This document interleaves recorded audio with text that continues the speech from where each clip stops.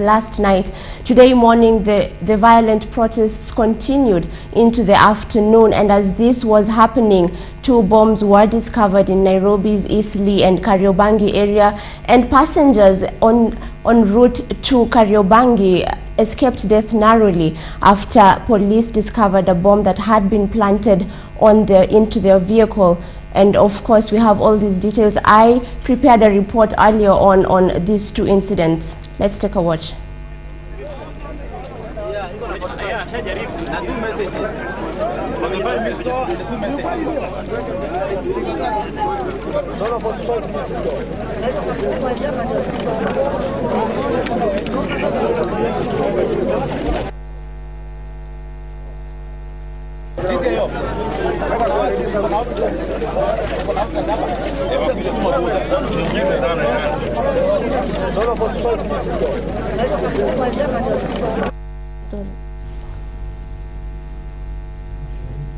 Well, those are just pictures that you've been seeing on the explosive device that was discovered on a number 14 Matatu in Kariobangi area. And let's now take a look at what happened in Mathare from early in the morning today.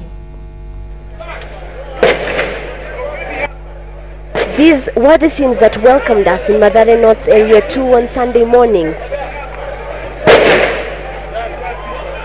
The unrest that had erupted the previous night following the Supreme Court's verdict validating Uhuru Kenyatta's election had spilled into the morning.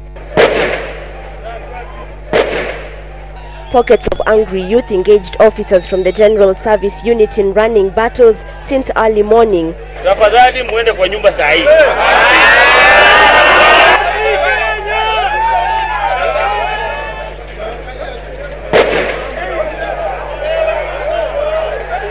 One man is said to have died in the chaos when angry rioters torched his house.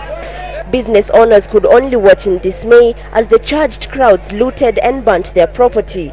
We caught this crowd looting mattresses and shoes from a local shop, the children around following suit and looting what they could just as the adults were doing.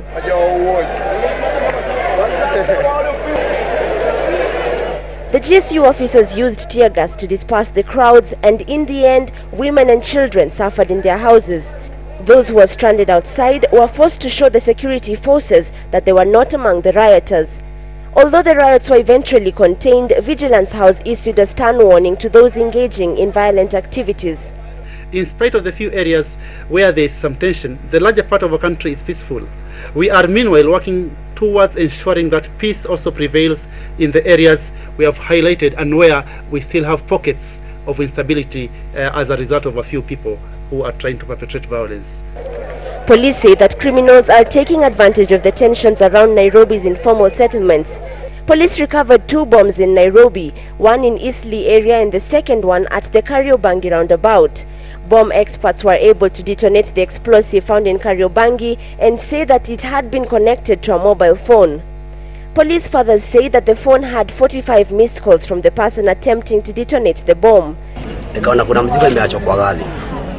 Kaenda nikachukua hiyo bag. Nikafungua kutoanisha, nikaona iko mashini hapo imeconnectiwa na simu. Mimi nikaitoa nje. Nitoa nje ndio nilisikia kitu kama bomb. Lakini mimi sijui. A massive probe has been launched in Nairobi to flush out the criminals behind these activities. Ashamwilu, KTN, Sunday night. Asha, thank you for that report. You're still with us. Please put into context for us the kind of images that we're seeing, this nature of violence. It certainly is very worrying to see that there were even bombs, perhaps as part of a larger plot to cause some sort of instability. Could you contrast these images that we're seeing today as opposed to what happened in 2007?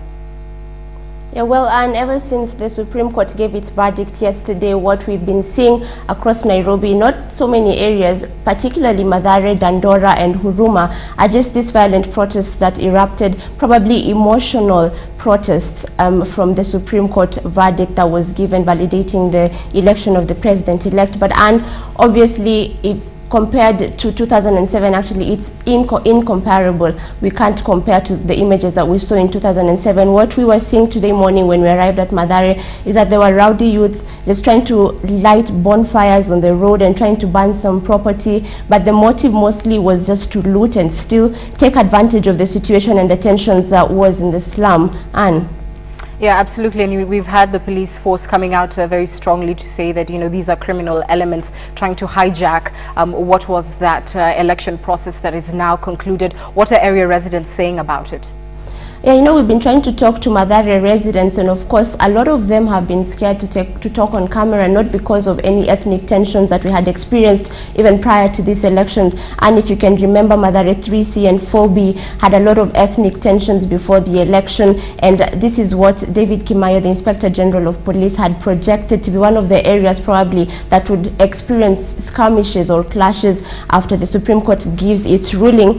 But it was contrary to that, it was Mathare North. So those images you were seeing was from Mathare North. That was Area 1 and Area 2 in particular. And this is an area that hasn't really been experiencing a lot of ethnic tensions as compared to in interior Mathare, that is 4B and 3C. Of course, and this is just opportunists taking advantage of the situation, as the police have been saying, because while we were there, what they were trying to do is that they were trying to just disarm some of the officers that were there, because as we saw early in the morning, not very many GSU officers had been deployed there, of course, because police did not preempt the situation to get that out of hand. But what they were trying to do is that the rowdy crowds were not throwing stones, but they were going to their rooftops and throwing bottles at the police officers, probably of course to try and get their weapons. And we understand that there's a lot of criminals inside this area, the carjackers, the looters, the, you know, your day-to-day pickpocketers, and these are the people who are taking advantage of this situation. And of course anyone who could get on board to probably get a mattress, as you were seeing in those images there, to get some shoes from someone's shop, really opportunists. And all right, Asha, thank you so much for that update and for keeping us up to speed. Asha Mwilu, live from our City Center studios. Let's keep a watch, of course, on those protests that we have been seeing, and calm has returned to Kisumu and its environs after a day of skirmishes that erupted after the Supreme Court ruled that Uhuru Kenyatta was Kenya's duly elected president. 2 people died from the violence, and our KTN's Fred Omulo now joins us live from Nyan's. Fred. True story, then from the story, I think is where it comes to.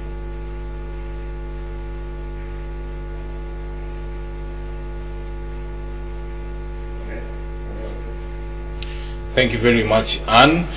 Now, a number of things have been developing here. First of all, the tension and the skirmishes that you saw yesterday after the announcement by the Supreme Court that they uphold the election of President-elect Uhuru Kenyatta as the President of Kenya.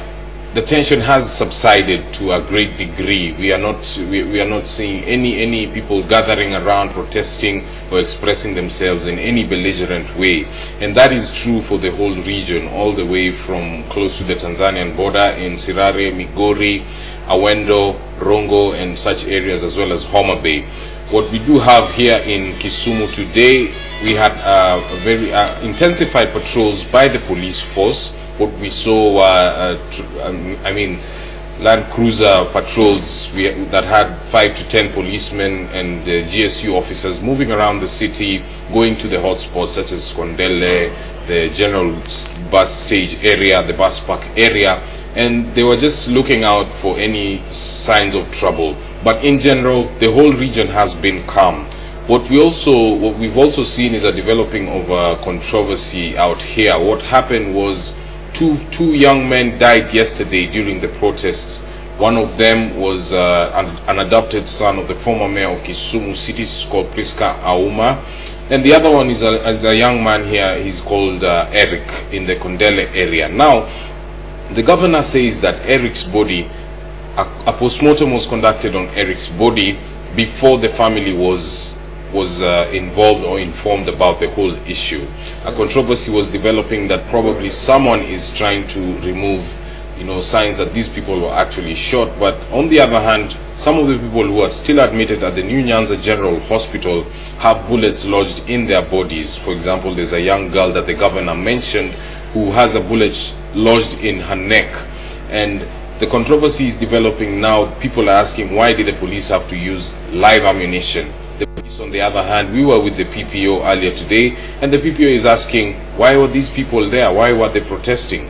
We did not receive any notice informing us that people will be gathering, protesting, and expressing something in relation to the Supreme Court ruling. You do understand that the law allows you to protest just as long as you inform the police that we'll be at a particular place at a particular time, inform them in advance, then they'll be able to let you do what you're supposed to do. Otherwise, the fear of looting is what they usually have, and they try to avoid that by forestalling this.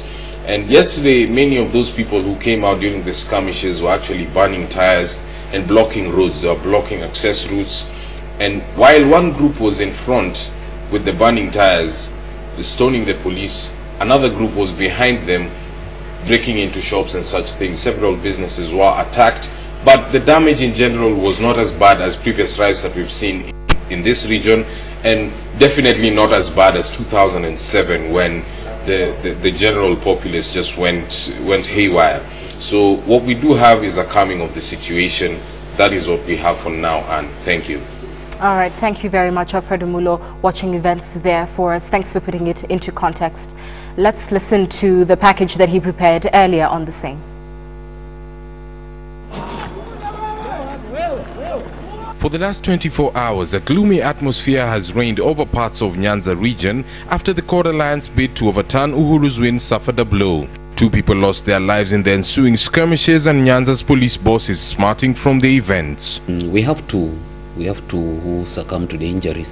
We have 7 who are admitted and 4 were treated and discharged. Those were the numbers of persons who are, of course, those are the people who have been reported.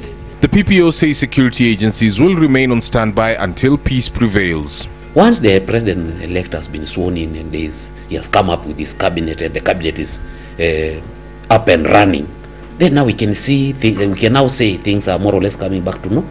Across town, one of the families counting their losses is that of former Kisumu mayor and new county representatives Priska Auma, whose nephew died in the chaos.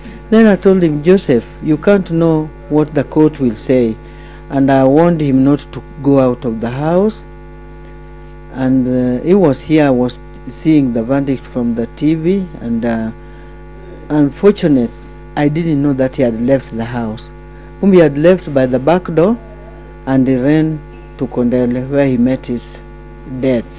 Kisumu Governor Jack Ranguma, who was visiting those injured at the New Nyanza General Hospital, weighed in on the situation. I think maybe it is time that we have a look at how we handle people who are concerned about a result. If they are not a danger or a threat, there is no need to use live bullets. The counties of Homa Bay, Migori and Siaya remain relatively calm, with less insecurity incidents being reported.